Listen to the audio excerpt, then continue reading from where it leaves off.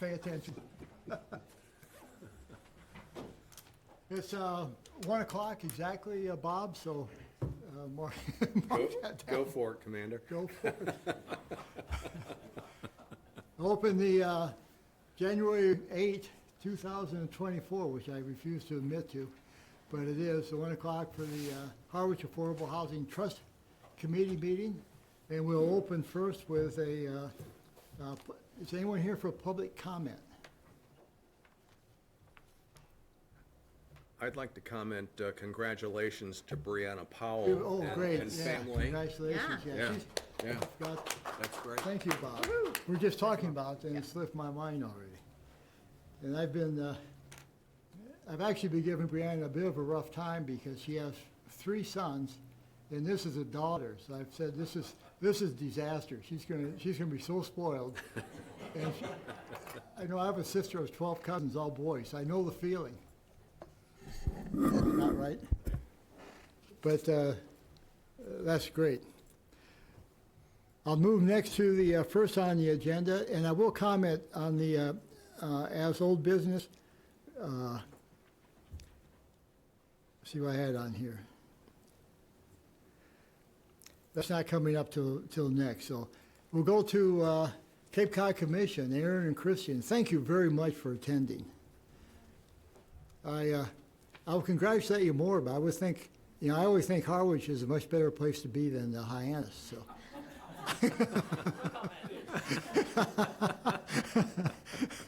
So that's my feeling. What can I tell you? Well, thank you very much for the opportunity to be here this afternoon to share a little bit about our draft regional housing strategy. So we can go through some of the elements of what's in the plan itself. And Let me, for the record, just be sure you introduce yourself. yeah, definitely. So I'm Christy Senatore. I'm the Executive Director for the Cape Cod Commission. I'm joined with Aaron Perry, our Deputy Director, who's going to start with an overview of the plan. Okay. And you're getting some press. I know it was on the radio this morning being released. Oh, good. Yeah, we've seen a little bit. That's great. So we're pleased to be here to talk about the regional housing strategy. I think some of you are familiar. Let me make sure I can, there we go. We have taken the past many months to pull together all of the information, and I'll touch on the planning process and the elements in a minute, but to create this draft regional housing strategy. Excuse me. And the purpose of the regional housing strategy is really to identify opportunities and strategies to address the range of challenges we have here on the Cape. It's to identify policies, strategies, and appropriate areas for housing development and redevelopment to address the issues of supply, affordability, and availability across the Cape, while, of course, protecting our sensitive resources. We know that our environmental and our cultural resources are critical to our identity, and those have to go hand in hand as we consider housing strategies across the Cape. The planning process, the development of this draft, was guided by a group of principles. These principles guided development and will also guide implementation of the strategy moving forward. And I won't go through them all in great detail, but they are to generate a greater variety of housing and to create an environment that really helps to promote that greater variety of housing type, to support our year-round population, really contributing and fostering a vibrant year-round economy. And that includes providing opportunities and supporting our seasonal residents, addressing multiple regional priorities. We know that we have other challenges related to climate change and infrastructure, and that we need to coordinate our efforts around housing with those other regional priorities.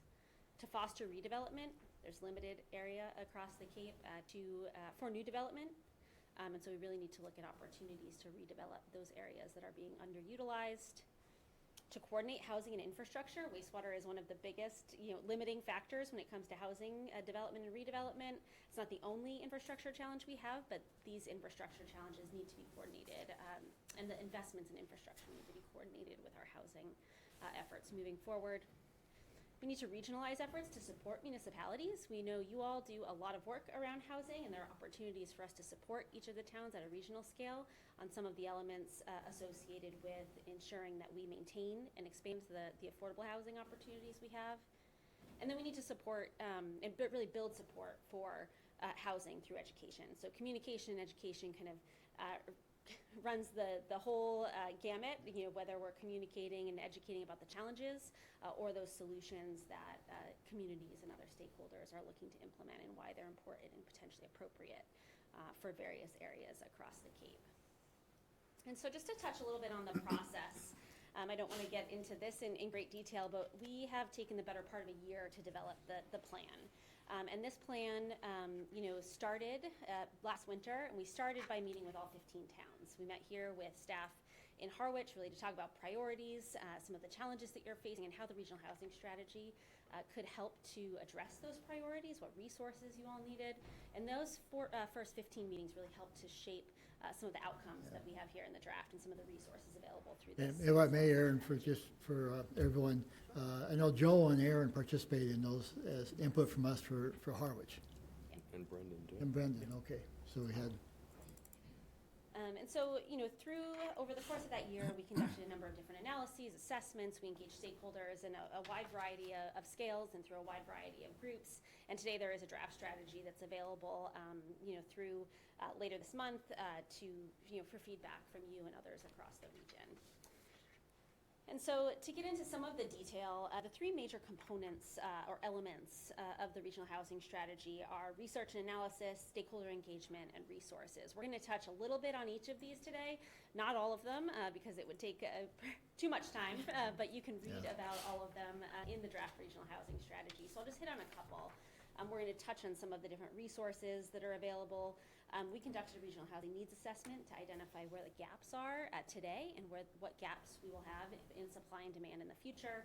We conducted a comprehensive zoning analysis that looked at all 300 zoning districts across the Cape to better understand what can be developed and where. And then we conducted a range of research around affordable housing entities and funding and financing mechanisms that might be appropriate. We also, conducted and collected some primary data through a number of different surveys, better understanding preferences of residents across the region when it comes to multifamily housing. And then we completed and are in the process of completing a number of different models and resources, including design guidelines and a range of different model bylaws that really were generated, the ideas for them were generated through that stakeholder engagement process. And there are a number of key findings that came as a result of the planning process here. We know that nearly 80% of residential properties countywide are single-family homes. Sure. Is that out of focus, or are my eyes just that bad? It is a little bit out of focus. Caleb, can you do anything with the focus? There's really nothing that can be done. Thank you. Okay. I We feel better. We'll share it with you. Yes, we can share the slides. I'm not alone, the crowd says. We know that we have very limited diversity in terms of the types of units that are available here. We know that sales price has increased at a rate that far exceeds income. So between 2019 and 2022, the median sales price increased by 60%, and the median household income increased by only 7.5%. We also know that there is a strong financial incentive for our rentals to be rented on a short-term basis rather than a year-round basis. It takes just 2 months for the average short-term rental to exceed the average year-round rents. We also know that a household, and this is a region-wide number, but a household has to earn $210,000 annually to afford the median price single-family home. And in some communities across the Cape, the amount that needs to be earned is much higher than that. We also know, and this is through the housing needs assessment that I mentioned, that housing demand is projected to outpace supply by anywhere between 11,000 and 22,000 units by 2035. So it's really important that we think about ways to redevelop and be able to, certainly incentivize utilization of some of our seasonal rentals to seasonal units to year-round units. And then finally, touching on the zoning analysis, only 2% of the region is zoned to allow housing developments of more than 2 units to be built by right. So there are certainly opportunities, and we'll touch on some of those, to allow for multifamily housing to be developed by right in appropriate locations. And so we've really taken all of the data and analysis conducted as part of this strategy and distilled it into kind of 4 key challenges that certainly were informed by some of the stakeholder process and the input. And the 4 key challenges are really that it isn't allowed or it's too complicated to build, it's too expensive to build new housing, it's too expensive to secure or maintain housing, and it's hard to find and keep year-round rental housing. We know we have a very specific challenge associated with rental housing in the region. So commission staff, as a part of this process, conducted research on a wide range of strategies that would be potentially applicable to communities across the Cape. We've kind of bucketed these strategies into those that are related to policy and permitting, opportunities to encourage housing development and redevelopment in appropriate locations, land acquisition and development, and these are strategies for both procuring land for affordable and attainable housing and for fostering its development and redevelopment, opportunities for financial support, and these are potentially financial incentives to encourage preservation or creation of affordable and attainable housing, and these may also be opportunities to support residents who are seeking or trying to maintain their housing. Program revenue sources, so these are strategies for securing revenue to fund affordable and attainable housing programs, and these may be existing programs or new programs that are better suited to the challenges we face here on the Cape. And then education strategies, so ways to build greater awareness in the community, again, on both the challenges and potential strategies for addressing those challenges. And finally, you're not meant to read this. Even if it were perfectly in focus, you wouldn't be able to read this. But this is just intended to illustrate the range of strategies that we've conducted research on. More information will be available as we finalize the plan on each of these strategies. And we looked at strategies that range in scale from site or neighborhood scale strategies to town-wide strategies, as well as those that might be more applicable at a sub-regional or regional scale in each of those categories that I touched on. So quite a bit more information on each of those strategies will be available, but I'll turn it over to Christy to talk about the key recommendations and resources. Thanks, Erin. So based on all of the data and information that we gathered through the different surveys and different work that we did with our consultants and with our stakeholders, we developed a series of recommendations. And so here on the side are the key recommendations that we've identified that are further fleshed out in the plan itself. But I won't go through all of them, but I'll highlight a few of the key recommendations that we're expecting could make an impact on our housing supply here in the region. And the first, as Erin mentioned, the zoning component of this is significant. So changing zoning. Our communities need to change zoning to allow for more multifamily housing, more diversity in housing types by right in the appropriate locations. There are very limited opportunities by right currently, so there's opportunities there to really make an impact on our housing supply. Streamlining permitting. And so this doesn't necessarily mean eliminating board review, but certainly providing a more predictable pathway for developers, for community members, and for the municipalities to understand what does the permitting look like. So permitting authorities can really look at developing more predictable and streamlined permitting for housing, then to try to provide less complicated review processes. Another one that's critical, we think, to really kind of advancing the housing strategy itself is the development of a community land trust and a regional housing land bank. So these could be developed, they could work in concert to more swiftly take advantage of opportunities to acquire properties for affordable and attainable housing. And then this could subsequently be followed by the development of a redevelopment authority. So this could function similarly to the community land trust and a land bank, but this would have different powers such as eminent domain. This could take longer to establish, so we suggest that the community land trust and regional land bank could be the first step.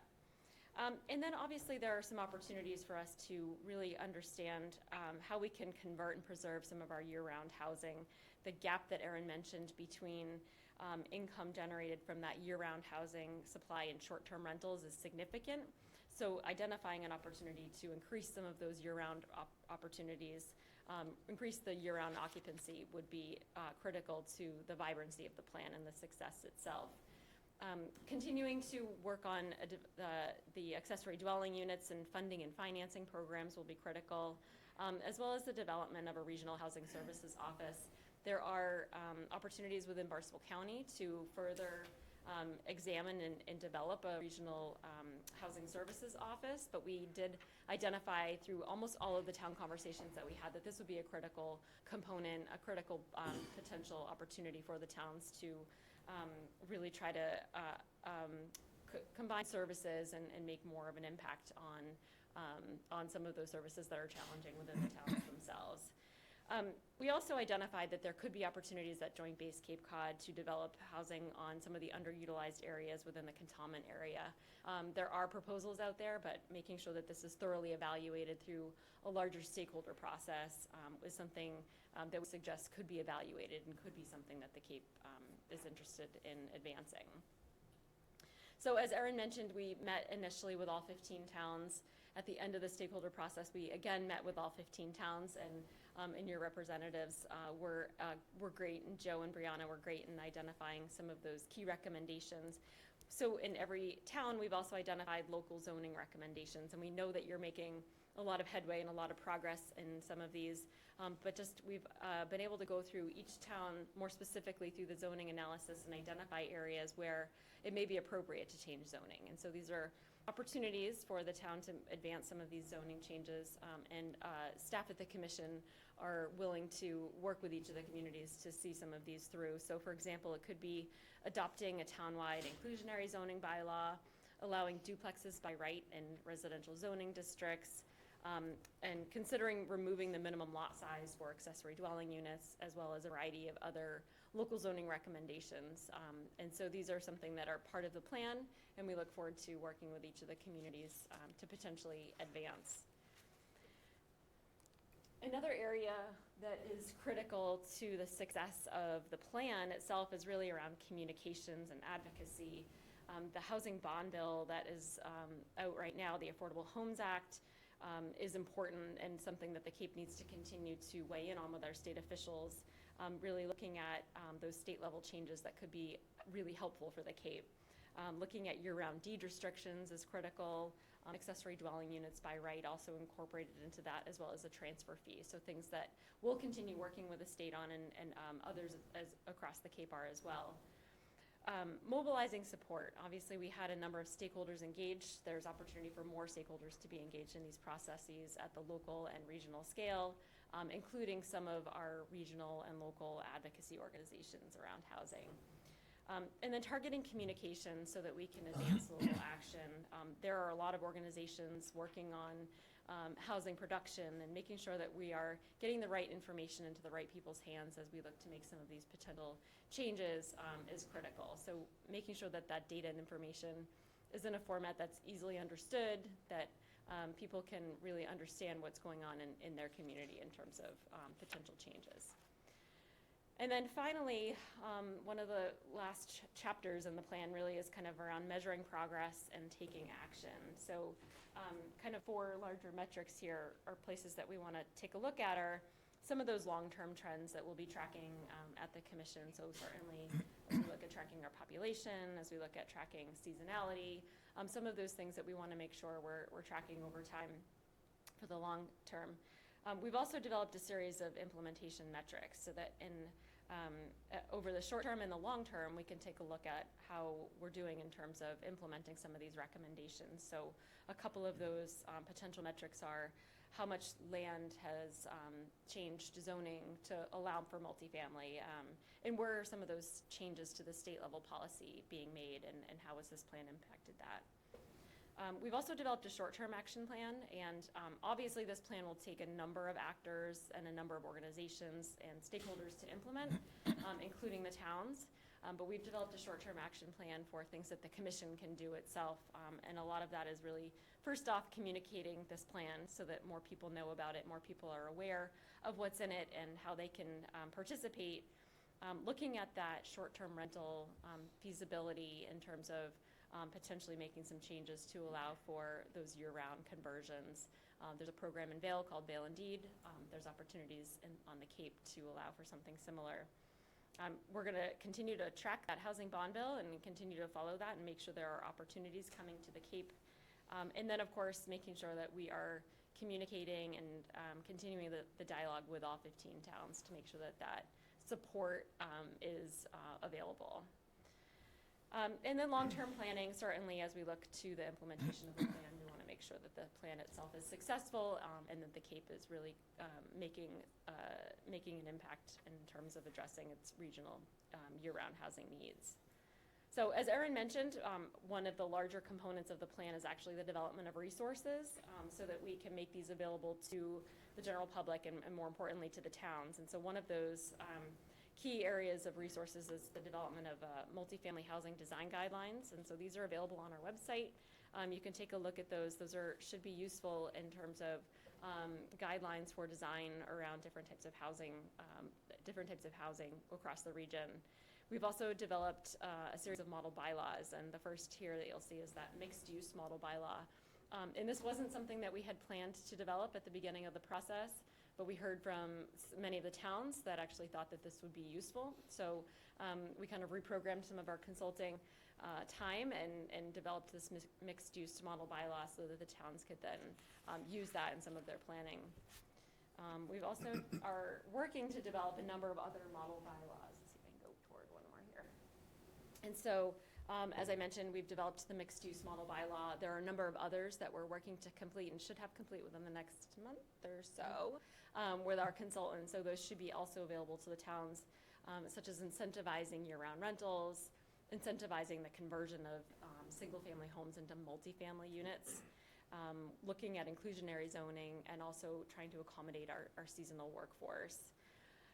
We've also developed other resources that are available on our website.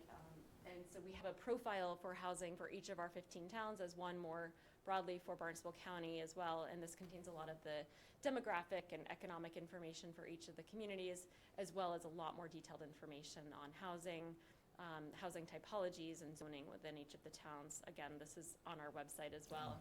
And then on the right-hand side, you'll see what we've developed as, started out as a one-pager. I think they're mostly 2, 3, and 4-pagers now on each of those housing strategies. So each of the housing strategies that Erin showed on that matrix that wasn't really viewable, we now have a lot more detailed information on each of those strategies, and those will also be available on our website in the coming weeks. Okay. So that is the very, I guess, brief overview of what's in the housing plan itself. I'd encourage you to take a look at it. We'd love your feedback on any pieces of it, and we would love to take questions if you have any.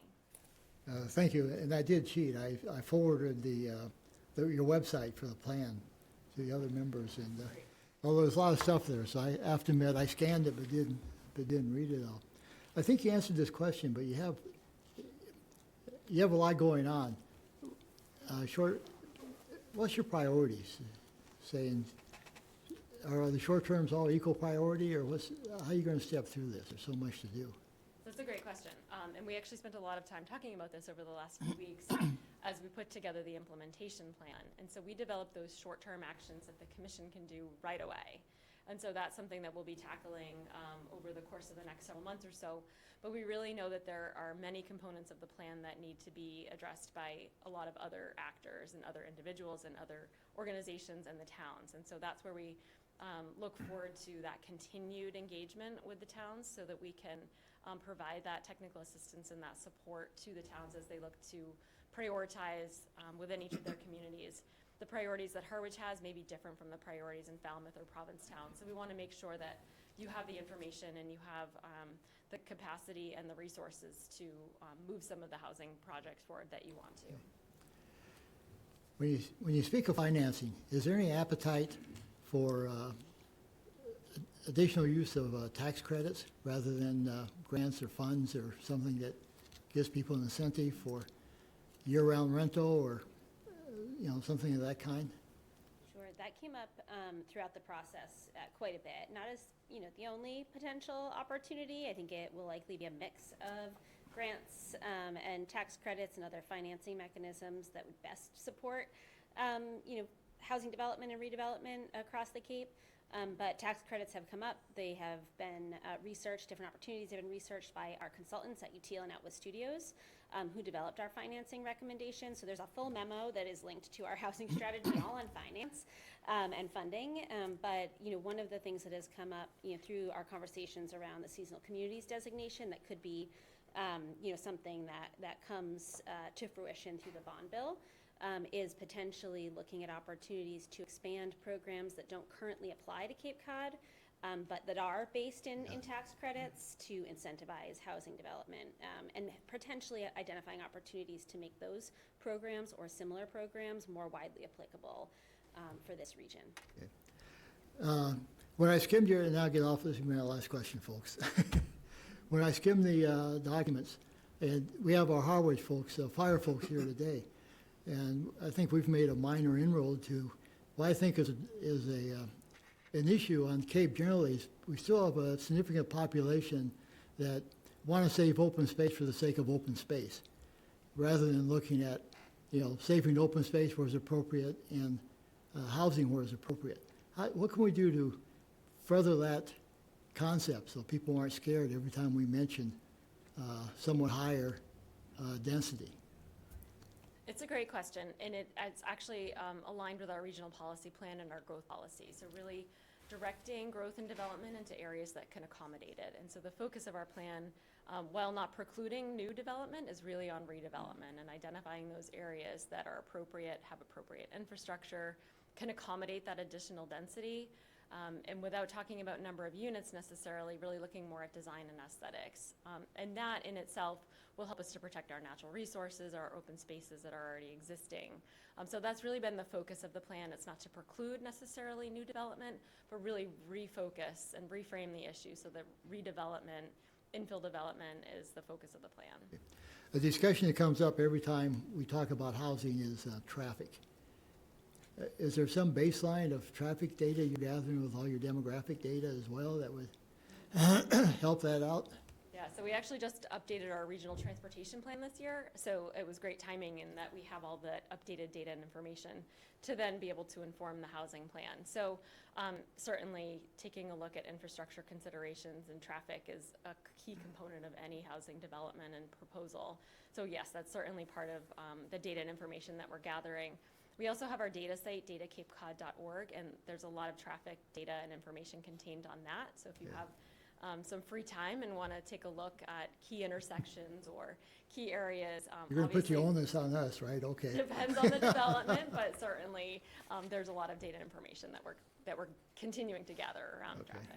Thank you. Bob, I opened the door for you, so. Thank you. Traffic clearly is an incredibly important piece, and I was glad to hear that you talked about wastewater and traffic together. We have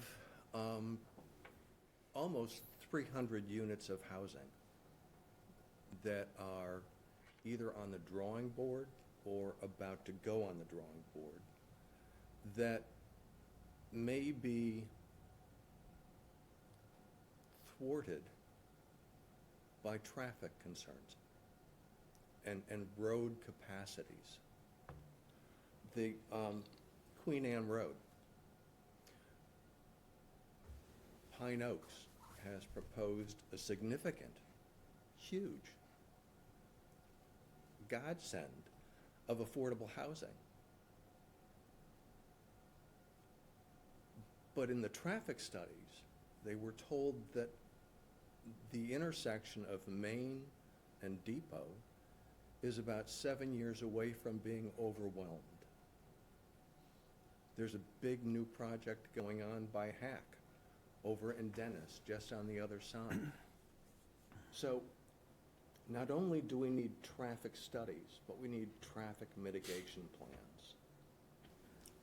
What's the capacity for that on the part of the commission? I think you're more, Sure. you're more updated on that. Sure.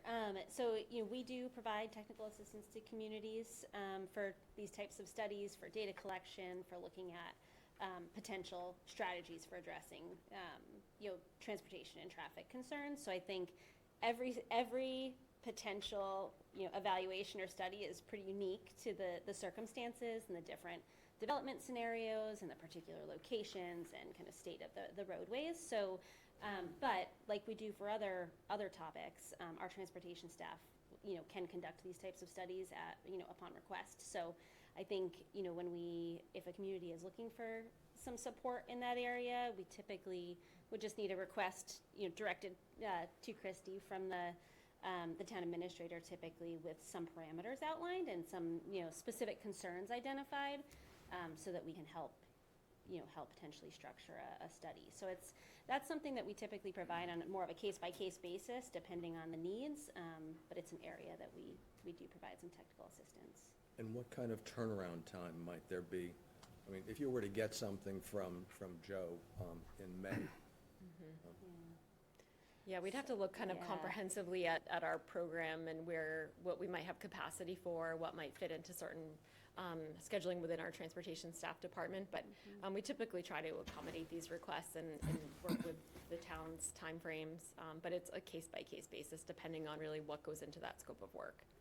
But we'd be happy to further, have a further conversation and evaluate potential scopes with you.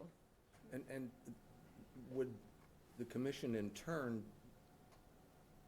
be in a position to provide leverage with Mass DOT to make changes if there were a mitigation plan? Is that, I don't know how the commission works, so. Yeah, I think it definitely just depends on the project, and if you're looking for state funding or something further than that, it may rise to the level of going onto the transportation improvement plan. We have a whole transportation team that would be probably it would be a good idea to converse with our team, and we could make sure that we're giving you the appropriate information depending on the project itself. So not to be vague, but I think that there's a lot of nuance that goes into the discussion around individual projects. Yep. But we'd be happy to further evaluate that with you. Okay, so that's something that we could do in partnership with Pine Oaks and the Affordable Housing Trust? Right, we'll just have to be mindful of what might also trigger a regulatory review threshold, but again, these are certainly conversations that we'd be happy to have. That's great. Thank you. Thank you. Bob, could I have a follow-up question, if I may? In terms of timing, at what point can we request a traffic study early on, or do we have to get a certain draft concept plan, or when do you look as a good time to ask a question? I think we should bring Steve Tupper, our deputy director, here, so that he can talk transportation with you. Yeah, there's a lot of detail. Because, the earlier the better, because then you start the public discussion about what's going on. So that's the reason for my question. But, yeah, fair enough. I just need to add, some of it will highly depend too on what types of data what type of data needs to be collected. If it's, Right. Seasonal, summer Yeah. data versus off-season data will also influence the Yeah. timeline quite a Okay. bit, so. Okay, thank you. Claudia? I think I'm just formulating, I'm thinking of the overall, like Bob, I'm learning kind of what the commission does and doesn't do and levels of influence, and what the current, connectivity is with towns, what the staff availability is. So I'm trying to think about this, how, because I read a lot of it. It's lovely, right? It's just a lot of really good information, and just kept clicking and clicking and going deeper and deeper and deeper. So, and what you're talking about in terms of what your plans are, the strategies that you're outlining. So there's all these little, and you've talked about that, there's a lot of pockets of efforts on the Cape, including, Housing Trust, but certainly there's a lot of organizations. So this idea of creating a regional, organization or organized effort is very appealing to me. So I'm just wondering how that works. Is it attraction?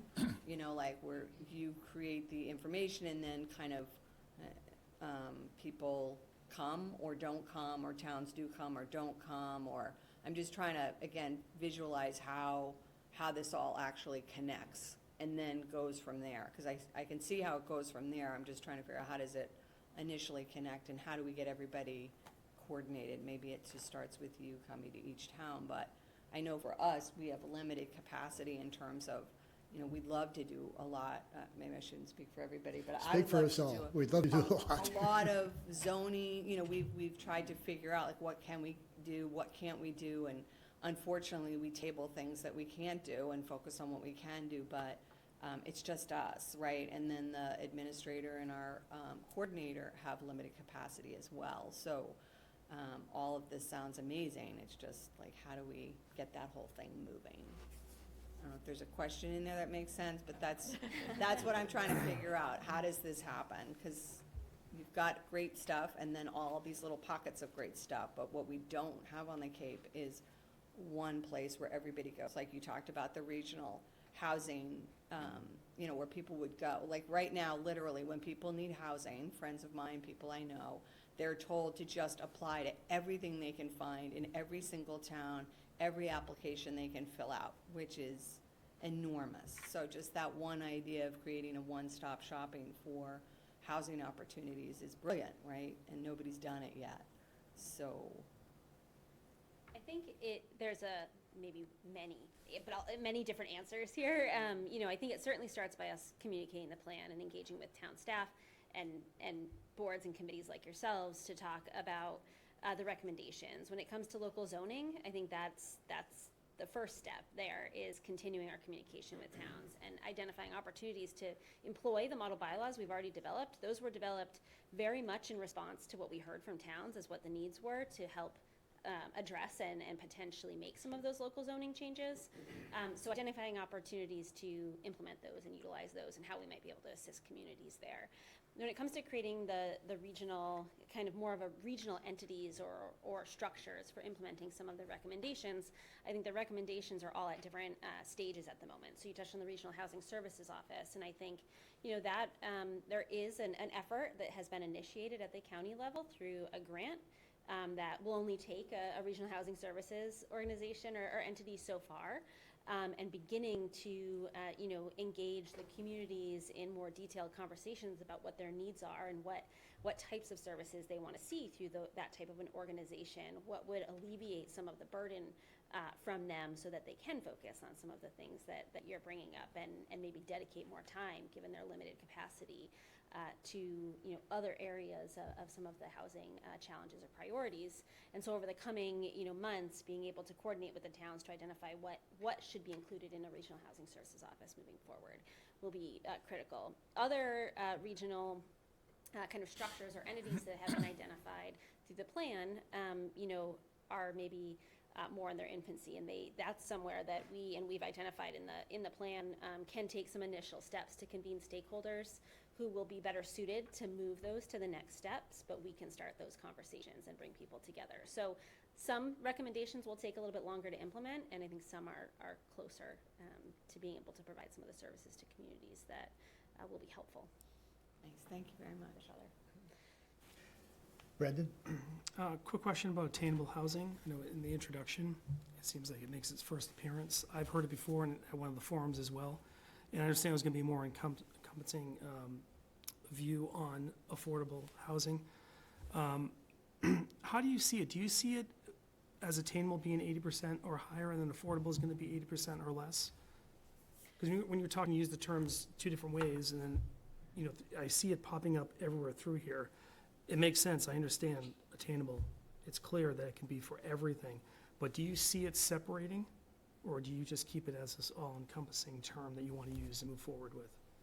So we're looking at attainable housing pretty broadly, and kind of in place of using workforce housing, really trying to make sure that we are accommodating those who are seeking housing in the region. And you'll see that definition, which evolved multiple times over the course of the development of the plan, really trying to accommodate those that are wanting to move within the market as well. So we have senior demographic that may be looking to downsize, those that may be looking to mobilize from rental to ownership, and so making sure that attainable housing is really allowing those to move freely through the market. And while 80% may be a fair number to discuss between affordable and attainable, really I think that attainable is even upwards of 200% of AMI. So we're hearing many of the towns considering over 200% AMI even considered part of that attainable housing definition. Okay. And second question, the Affordable Homes Act, do you see that helping 80% or less, or 80%? Like, did you see anything in that bill that's going to be helping? Like, who's it going to be helping? I think it'll be helping both. Okay, and good. so we're tracking the different components within the Affordable Homes Act, and making sure that we are able to pull some of that support down here to the region for all types of potential needed housing. Yeah, great. Thank you. We have a lot going on. I do, Claudia, I like your question, because if you could have one-stop shopping for people looking for housing, and that's pulling, I know that would seem to me to be a huge challenge to pull together what's available, but what a fantastic service that would be. And we have Richard. Thank you, Mr. Chairman, and thank you for a great presentation, a lot of information there. One of the questions I have about stakeholders, I'm sorry, Richard Waystack of Harwich, and working with some of the other housing organizations across the Cape. HAC, obviously, the folks have been doing the One Housing Summits, and that the one-stop shopping for housing, want to be careful that we're not duplicating efforts that are being done by other stakeholders. And there's a lot of folks talking about housing, and it's coordinating, bringing them together, bringing them to the same table. And we know we've got a couple of projects working in town right now, one's waiting for financing. We want to be careful that we look at guidelines, et cetera, that we don't end up with too much of the regulation part that adds to the cost of creating the affordable housing. When you're going at a municipal level and then to a county level, and if necessary, a state level, it just delays the project. So there's a lot there, and I want to make sure that the stakeholders who've been in the game for a while are not overlooked and that are part of the discussion and are parties to the table. Thank you. That's a great comment, Richard, because I'm concerned, I think we all are, and you kind of suggest this as well, that if we're not careful, every time a document comes out, I'll pick on the state, it seems to have additional regulations that then cost money, which help those people that have lots of money, but maybe not those people that don't have so much. And I'll just comment, I love your looking at the permitting process, because even if we left things alone, just to simplify it, because you talk to too many builders that, accessory dwelling unit, which may be nothing, they end up hiring a lawyer and design and all this that moves us in the wrong direction. So I know sometimes people love regulation, but I'd love to move away from regulation as much as I can. I only have one self-serving comment, and that is I'm on the board of directors of Otter Cape Health Services, and we did a strategic plan, finished a couple months ago. And we, talking the CEO and doing all these discussions, maybe the top issue that came up was not salary, it was not stress, it was housing. We just can't find housing, just can't find it. And, we're talking about health, and so that's my plug to keep doing what you're doing, because it's absolutely critical. I appreciate your time coming here, and yeah, I was just going to tell them to enjoy Harwich while they're here. But go ahead. Right, I know. So what would be like the next step? Would we meet more regularly, or would we wait for more of the detailed strategies? Would we identify things like, Bob's saying, like specifics, and say, okay, connect and say, is this something you can help with as we go? Yeah, do you plan on having more forums, or? So right now, we're in the phase where the draft is out, and we're looking for some feedback. We're going to incorporate feedback into that draft and issue the final plan. And then we fully intend to make sure that that plan is communicated as broadly as possible. So we'll be reaching out to the different boards and organizations, and would love to present the plan to as many people as will listen, but making sure that that's coordinated too. And so I think that was a great point by Mr. Waystack, and we certainly are coordinating with a lot of those organizations that are already doing so much work on housing, because we don't want to duplicate efforts. We want to make sure we're working in concert. So a lot of the organizations that are making progress and advocating for zoning changes, we want to make sure that this is complementary, and we can support and they can support the different initiatives. So once the plan is finalized, we would like to make sure that the towns have all the information that they need to potentially move forward some of the zoning changes, or whichever initiative is the priority within each of those communities, and we'll be able to provide that technical support to the communities as you move forward with some of those initiatives. One last question. Sure. Will commission members be fully informed so that they can keep us informed? Yes, commission members did get a briefing on the plan itself, and certainly they'll be engaged throughout the course of the finalizing of the plan, and even after that. So to the extent that that makes sense, and if you'd like staff to come back, we're happy to do that as well. Thank you. Sounds great. Thank you. Thanks for the great work. Not, That's great. not Thank you for having us. not to get too pushy, but do I read into this that we could email you with specific questions or supporting items that we have? Yeah, we're just gonna be calling you, so. Right, exactly. just so you know. So nice to meet you. Yes, of course. Thank you very much. Thank you. Moving on to the next item on the agenda is the minutes. We got those, Bob. Thank you very much for putting those, circulating those again this morning. Oh, that was a piece of cake. I entertain a motion if, to approve. Move to approve. Is there a second? Second. Any discussion? All in favor? Aye. Aye. Aye. Great. New business. We only have one item on the new business. Of course, it's a very important item, but just an upfront, Laura Schofield on the RFP for the 456 Queen Anne Road is not prepared to meet today. We're still looking for her to bring to us through their subcontracting a couple draft concepts that we can move into the RFP. When I talked to her a couple of days ago, they're not here yet. And I know I have support from you folks, but I've told her as soon as they get those to us, we'll schedule a spatial meeting to go through that. So I don't want that to hang up and wait until next month that we get it. Good. Because we could get that any day. And as soon as we get that, she's promised to send us the draft first, so we're prepared, and we'll schedule a spatial meeting if that's okay. So then now moving to A, the Fire Association application, and thank you for all the work going into this. I'm not sure who's, we'll let you double up on us, and that's okay.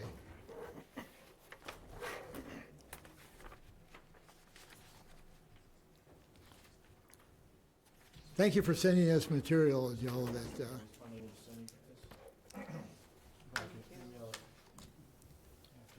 okay? Thanks. Yeah, that'd be great, then we can get it on the site, okay? Awesome. Thank you.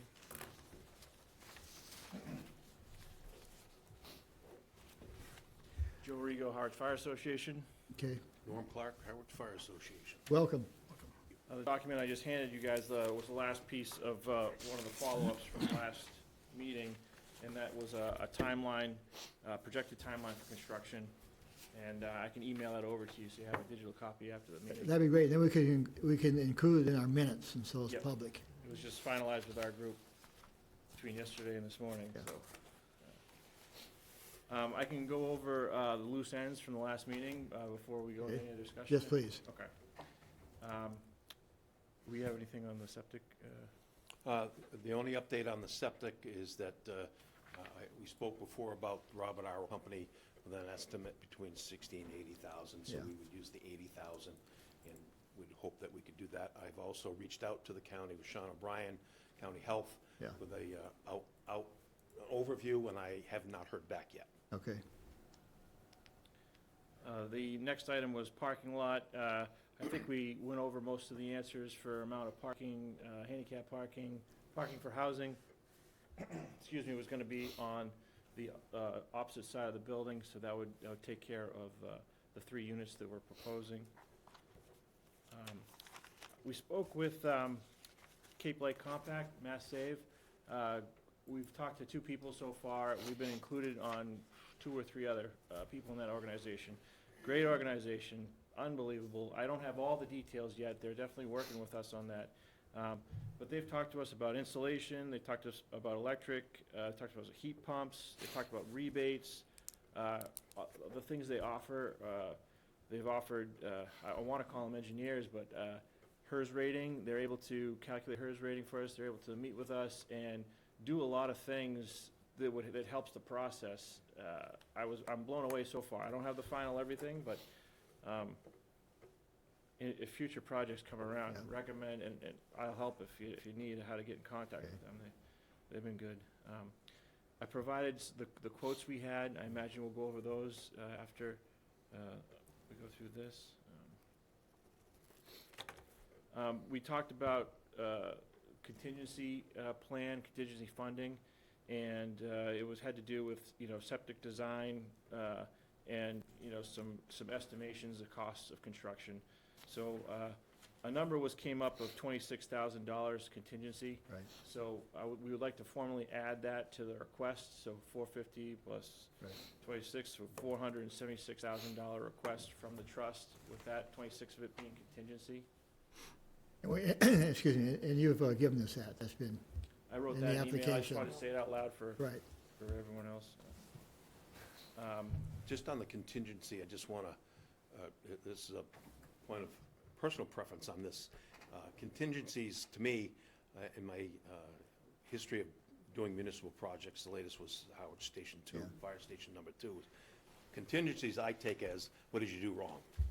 And that's not always the best way to look at it. That was the motivation, not to say, well, we've got contingency. So, for instance, Station 2, we were able to return $300,000 on that project and not really have to jump into that contingency. So, but things do go wrong, and things do happen. So I just want to let the board know that contingency is necessary, and it's appropriate, but in no way or in shape or form, as long as I'm managing the project, are we going to say, we got an extra 26,000 there. We don't need it, it won't be spent. Yeah, Norm, just I don't read it that way, because we've had contingencies in saying wastewater, and some of those are because of various factors that we didn't know about, whether we My had to go experience is deeper, that the so general on. public sometimes It's a good, will I'm question. glad you stated that for Yeah. the public, but yeah, you're okay. Norm, I thought you were going to say that you'll be giving us money back. If we don't spend it, you'll get it back. Okay. You take checks. We're in discussion with the commissioner, the building commissioner, about waiving the permit fee. Great. I saw that, yeah.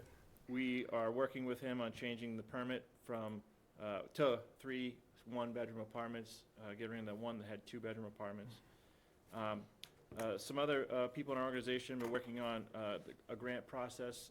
They've met with 2 banks so far, and they're in the process of the application, going through that and seeing how much they can get. The first bank discussion, I don't know the exact numbers and details, but it was 4 digits, I believe. I don't know what's gonna happen. I don't know. I don't have the details on that. But then we're also hoping to work with a grant writer and look into other grants continually. On that And point, I'm looking at the grant writer back there. Yeah. on that point, Mary Anderson has stepped up and said she will help us. Yeah. I too am working with Cape Cod 5 on their grant program for housing. They're very favorable on that, and I expect to meet with the CEO of Cape Cod 5 very shortly on that. But I also want to, as with the contingency, what Joe has done, he's done a terrific job and others. A lot of work's gone into this. But Joe has presented you with figures that I call are knowns. We have hopes too, and those hopes are contingency. Hopes are grants.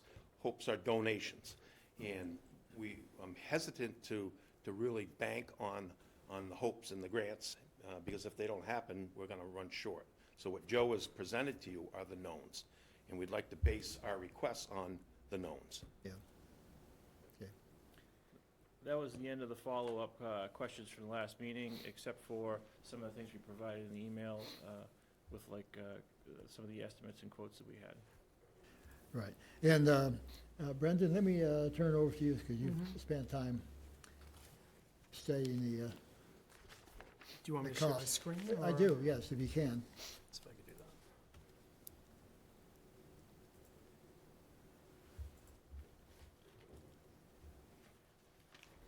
It's not gonna show up. Not great. Well, you may just have to read this to us if you Yeah, can. I'm gonna read it, and I can share this with you as well. See if Caleb can blow it up here. So I did is I took all of your numbers and I put them into a spreadsheet here, and and that's with the contingency and all the knowns that you had. But I came up to $1 million, and I put the 876, which would be the Affordable Housing Trust money and the CPC 24 funding, if you were to get that. You'd have a shortage of 164. But I pulled out of that number first for plumbing, permit, appliances, HVAC, and first floor. Those are elements that, whether you're going to do at the same time, I'm sure there's a economy of scale to that, but let's say you didn't do that, there was still a shortage. So I think the contingency, you definitely need it. But there were some elements where you would have a shortage of $70,000, and you talked about trying to be all encompassing and trying to finish the project. We just want to make sure you get there as well. Well, I think it's important for this board to understand and for the people of Howard to understand that, we have some sweat equity going into this, Right. a lot of it. Yeah, So to sit here before you and say, we want everything to get this done, I don't think would be the responsible thing. A project will mean more to us and more to the community when they know we've got to get out there and raise some money and get some donors and Yeah. get some grants to finish this off. I think that's a responsible thing to do. We're not sitting here asking for every penny to finish the project. yeah, and I think you'll get there. We call it, in construction, we call it buyout savings. So if a contractor comes in at 40,000, and we can have a different subcontractor come in at 32, we saved 8, that's buyout savings. So I think you're gonna definitely have savings, but does it calculate $70,000? Or if you did the whole building, does it equal 164 with your donations and your sweat equity? I think you're gonna get there, but I just wanted to make the board aware of that.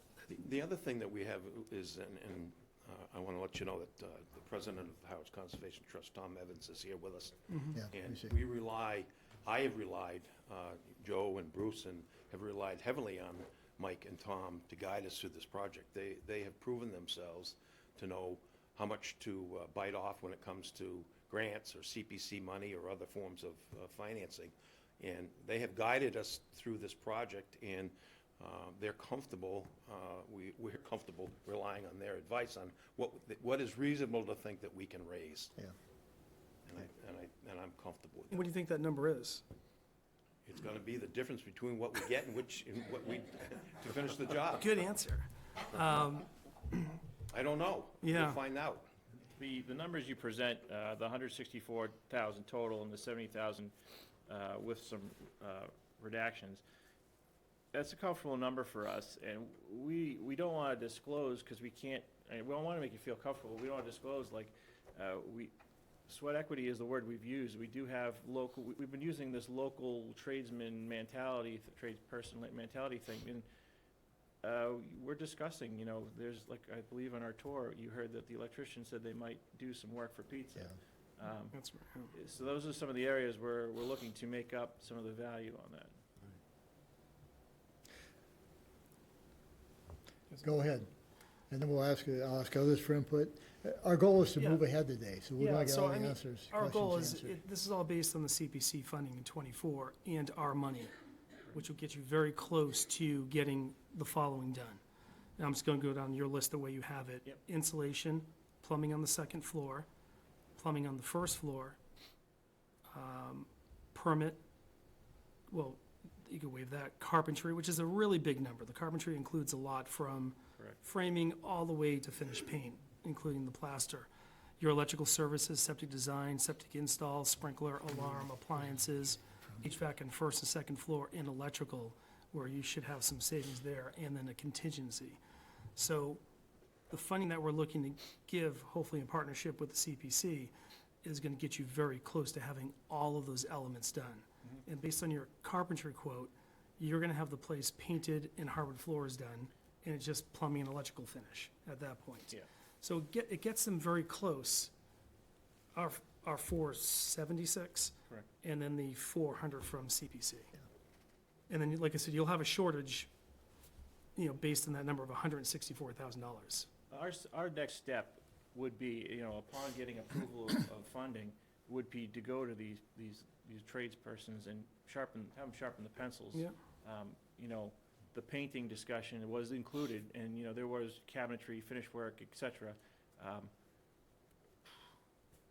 You like painting? I mean, well, there's some things. You don't that- want me to paint. There's some things we can work on. We've had discussions with Yeah. different groups of people that paint. There's been discussions about the tech school students. There's been other discussions, I believe, about the county sheriff's department. Yep. So there's some areas we were looking to, if we had, we're hoping to, next step, sharpen the pencil on some of these estimates. And some of the corporations that, for instance, Mid-Cape, I didn't realize that the Mid-Cape Centers, who our carpenter, John Domas, uses, that's a bigger corporation now. It's not just Mid-Cape Center. It's a Right. national. Someone else bought that, And yeah. they were waiting, as all of you were, to see, are these guys for real? Well, we're for real, and they have, Mid-Cape Center has reached out to their corporate, hopefully to help us going further. For instance, they could supply the cabinetry for all the kitchens, that type of thing. We don't know that yet. So again, I go back to, hopes and knowns. The knowns are what it's gonna cost us if we have to go out and buy all these cabinets. But maybe there's a chance that we're gonna get some help with that. Yeah. But in your carpentry quote, is that not included? So they did not It's a little include that. vague, Yeah, at the same time of getting that quote, I mean, Mid-Cape did offer us a discount on supplies from pretty much that day on. That's not reflected in there. We didn't, the timing was horrible, and we didn't want to shortchange ourselves. Okay, Okay, I'm good for right now. you good? Yeah. Claudia? I'm good, thank you. Bob? What's the final number? What's the final bottom line for this project in your minds? Because, and I'll tell you why I'm asking. On the original application, we've got a number of 843, 594, 69. But that had a figure for carpentry of 375, and then we saw a bid for, or an estimate for 465. This is the updated numbers. Oh, I could kind of touch on it. So the details in the descriptions from, like, the carpentry quote and what we wrote down, we didn't ask John to recreate a document for us. We didn't want to beat him up in his office. So we're looking to do like an office section in that, in the second floor for, separate from these three apartments. So he was able to talk through us with subtracting the money out of his quote to just do the housing, and then this would be separate for the office part that we would have to handle on our own. So it is responsible now for us to get a second quote from him with more detail to explain the difference in numbers. Okay. But we've just done that over conversation with him. okay. Yeah, because he does use words like install and like who's providing what, where, And he hit where each- Whiteley's is very clear, right? They're Yes. giving you an allowance for your fixtures. Yes. And whether you buy them or they buy them, they have language on who's gonna warranty and supply. So on, is it John? Yes. John? John Yeah, on John's quote, I was assuming he was including the cabinets in that quote, the way I read it. Yes. So he is. Cabinets, countertops. Yeah, because that's why flooring, his quote went up and- almost yes. $100,000. Yes. So it looks like you are covered to get to the finish line. So to answer your question, as the project sits, if they were to do first and second floor, it's $1,040,000 roughly to finish. If you put the 876, which would be our money and potentially CPC funding, then you have that shortage I was talking about, of 164, 164,000 plus. Then there's other items that still might have to be purchased, but I think between Whiteley and John's quote, everything else you provided, minus an electrical quote, everything will get them to the finish line. And what we're looking at too is the partnership, which has been key from day one, with Harwich Conservation Trust, is the parking lot.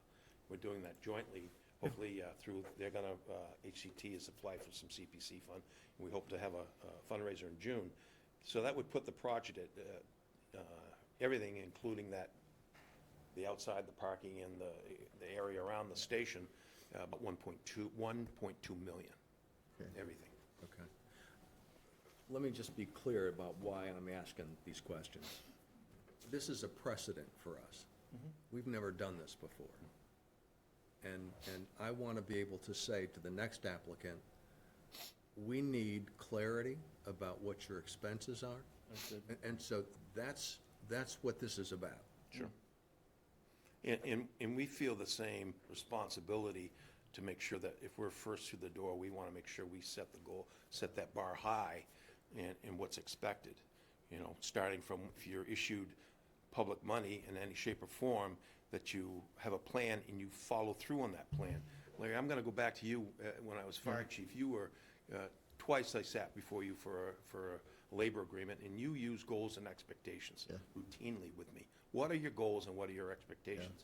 And I needed to meet those, because you laid it out very, very, very clearly. And we have goals and expectations through all of this with this board, and we are committed to meet those goals and expectations. And we have done so. I'm proud to say we've done every single thing we said we would do, and we've done it quicker than anybody thought we could. Okay. Thank you, Norm.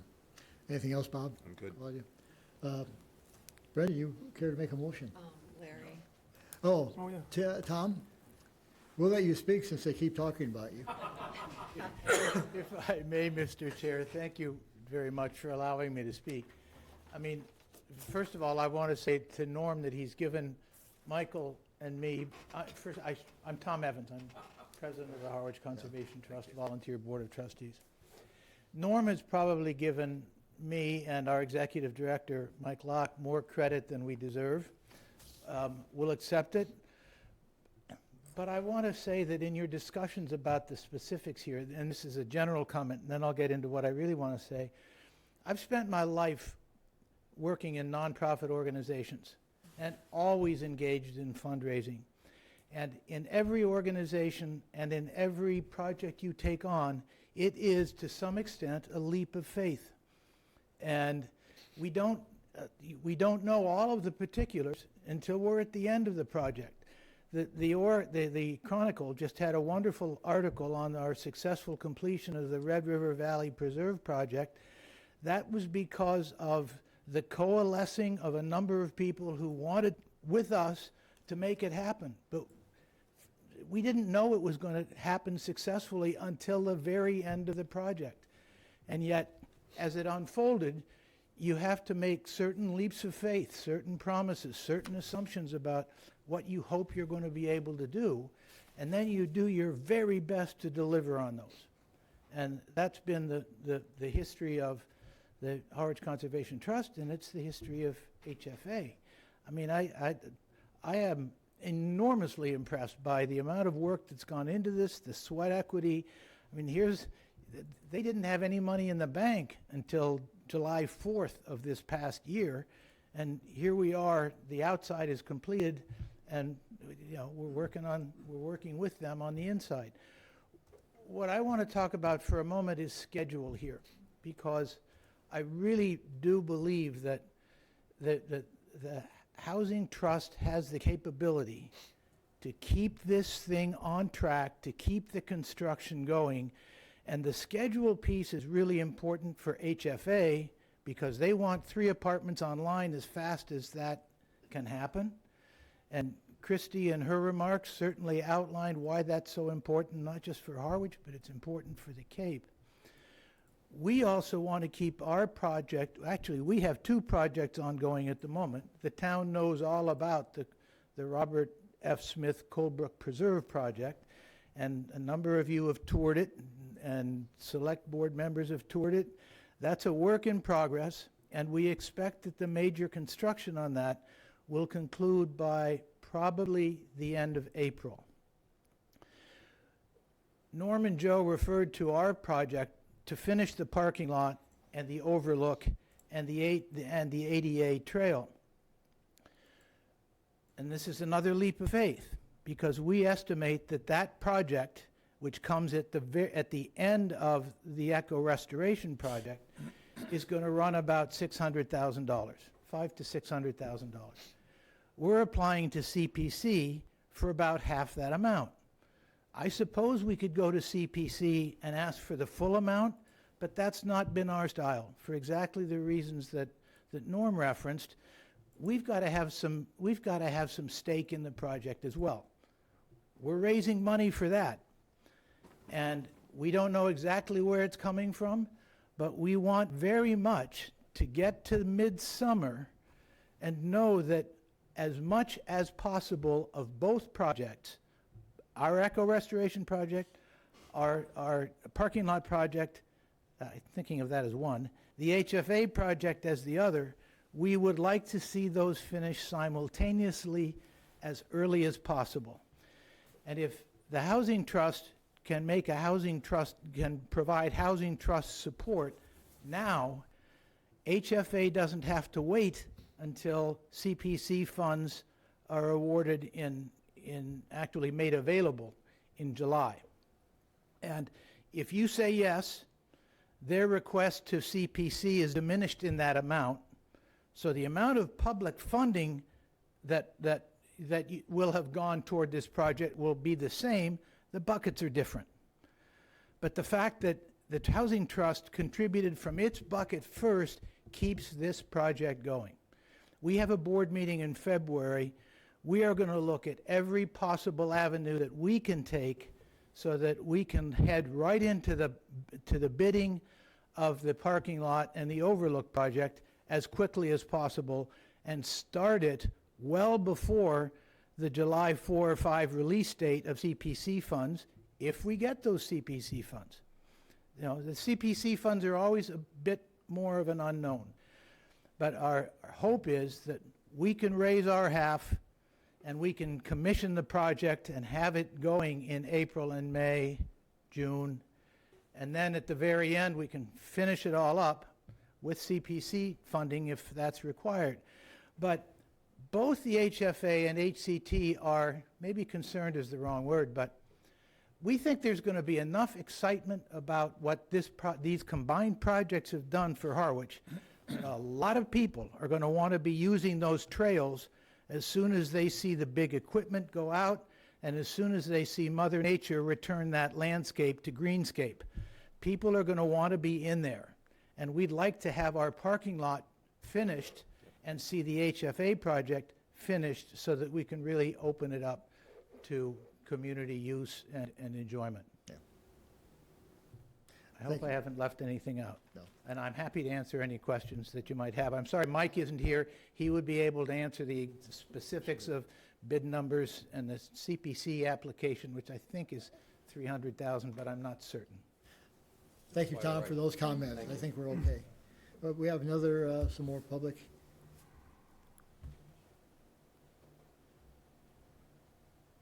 Good afternoon, Mr. Chairman, board members. Your name, please? I always swear, Identify yourself. Hmm? You have to Oh, ident- Art Bowden, Harwich.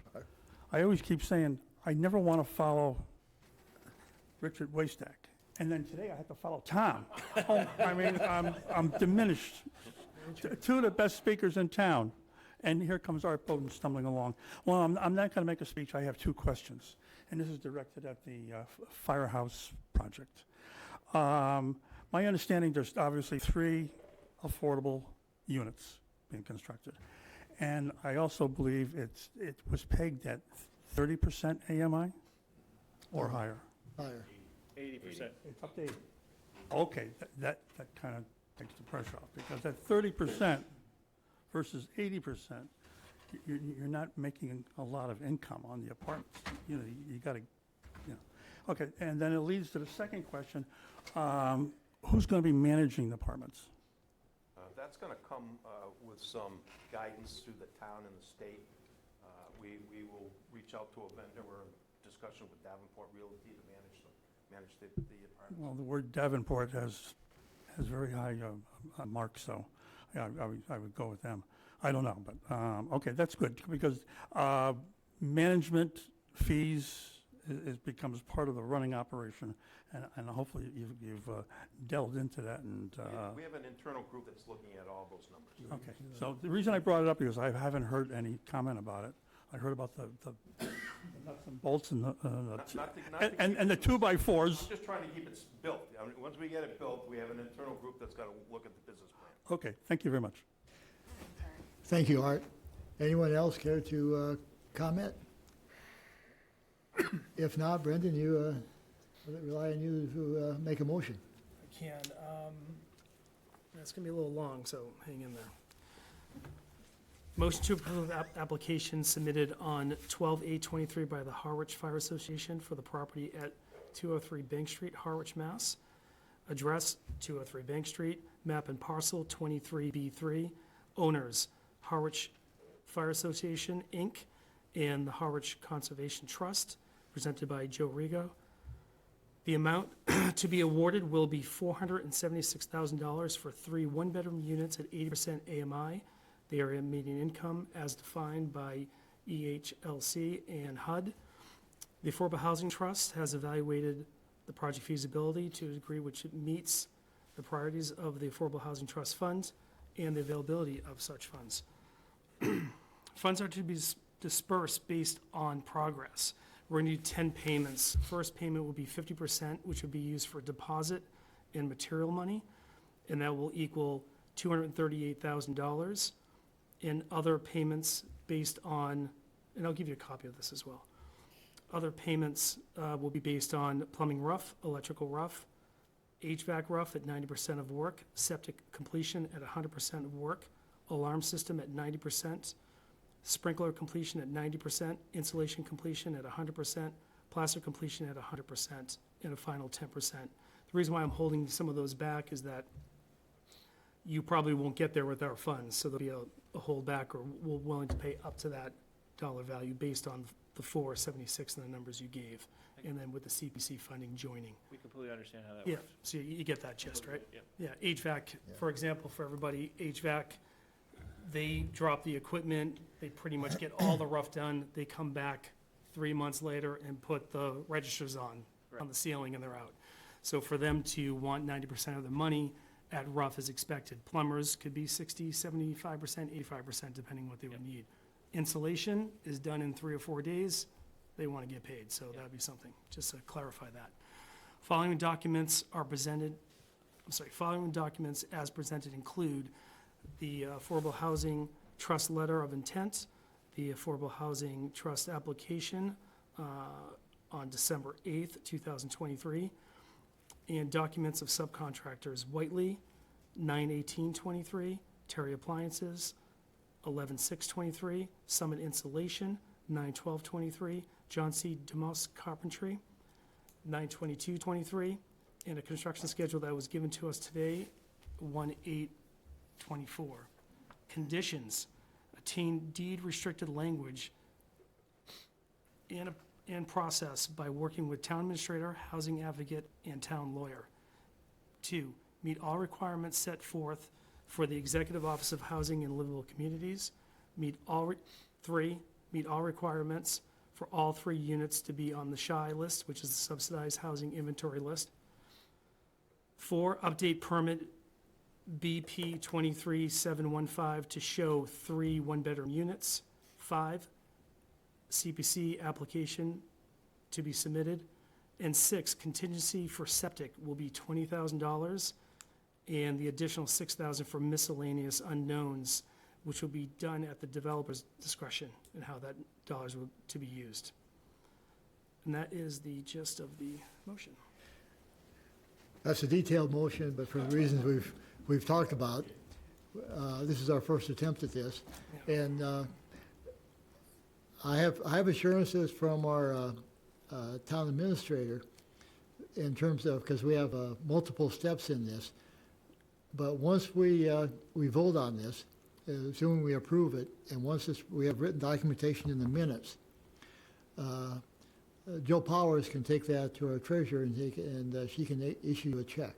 And so there's not a time lag. Last time when we were talking, I was concerned about the process.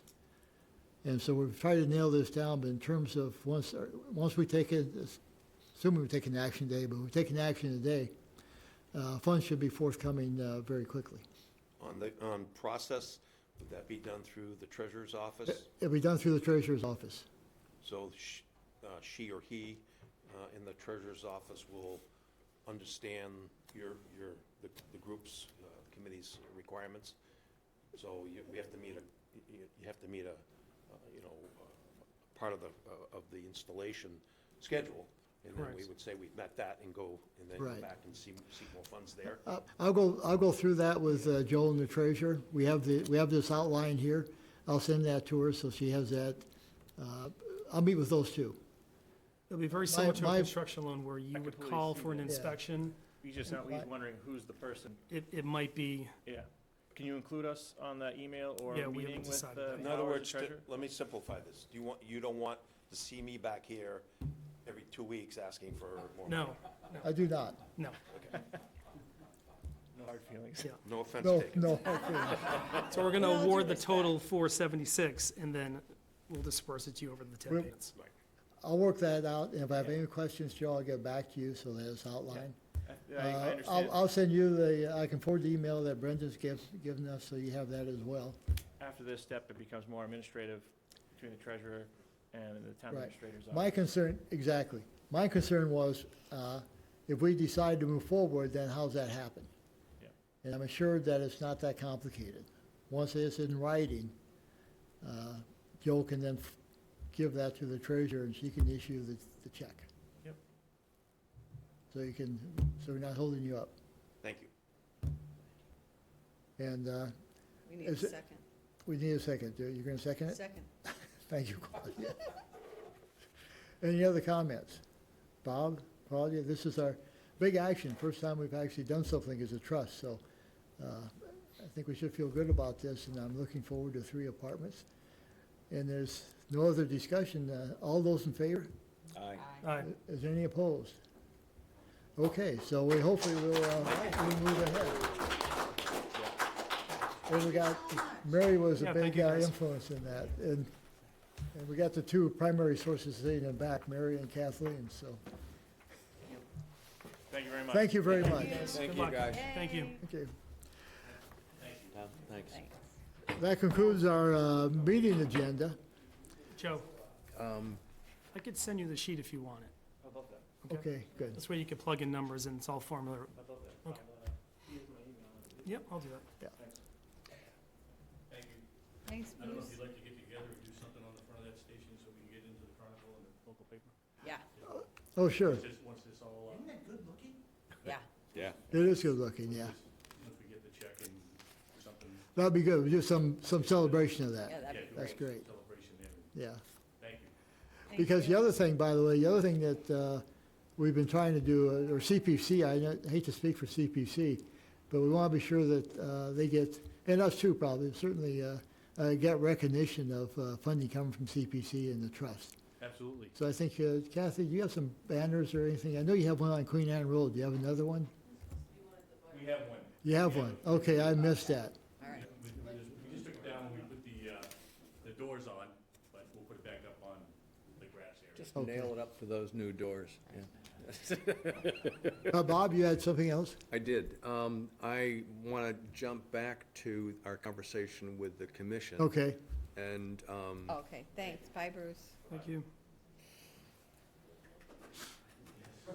I want to arrange a meeting with Steve Tupper, their traffic person, that would be a joint meeting between us, Pine Oaks, and the traffic person. okay. So I don't know if that needs a motion. I don't think so. I Okay. think we can do it. Do you know Steve? I don't, but I will. Okay. I think I have his email address. I can give that to you. Is Alright. that something Very more good. Schufeld should be part of, just in terms of identifying the issue? I will certainly notify her so she can be involved. Okay, Sure. okay. Sure. Yeah. Is that something that you'd be agreeable to, Bob? Absolutely. Thank you. Okay. Bob,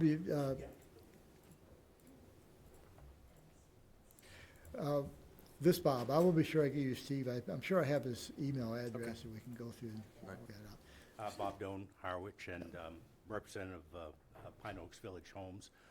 The other party that you might want to get involved is Hack with their Eagle Pond project, which the traffic's feeding right into that.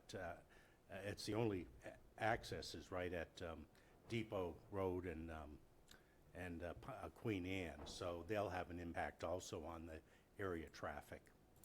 That's a wonderful idea. Thank you. Great. Bob, we'll have some follow-up discussion, be sure we got Good. everyone involved. Thank you, Bob. Does that do it, Bob? Yes. Anyone else? If not, Goes back. our next scheduled meeting is February 12th.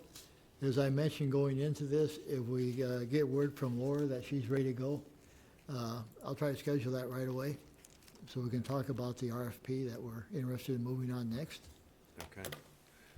And Brendan, would you send me a copy of your motion I'm gonna send that right now. so I can pass that on to Judith? Yeah, I'm cleaning it up and Okay. I'll send it to you. All I right. had just had some notes I was taking, but it's exactly what I read. I'll send it to you. And would you do you have also, objection if? I took the if- vote on it and the date, and then Larry Okay. can sign it. And, yeah, I'll need to do that. But do you have objection, Brenda, if you send Bob this document, you can attach it to the minutes rather than, Sure, that'd be easy. that way you have the whole thing. You can repeat the motion, but then you'll have the whole document. You can just attach to the minutes. to the minutes for today's meeting. Right. Well, Judith will do that, Judith will do that. yeah, And that way we have it's all there. okay. Okay? This spreadsheet, I would attach that as well. okay. This would go into the minutes that we've already approved, No, today's today's, rather. All right. Yeah. okay. Yeah, Bob, I just like any documents get, we can attach them to the minutes. That way, we're sure out there in some form. I agree, it's I don't want to keep anything, no. transparent. That's no overused word, so I was trying to, but yes. Yeah. Okay? Yep. If nothing else, I'll accept a motion to adjourn. Kathleen, do you have something you wanted to say? You look like you're ready to jump up there. Okay. All right, motion to adjourn. Second, Bob seconded it. All in favor? Aye. Aye. And I see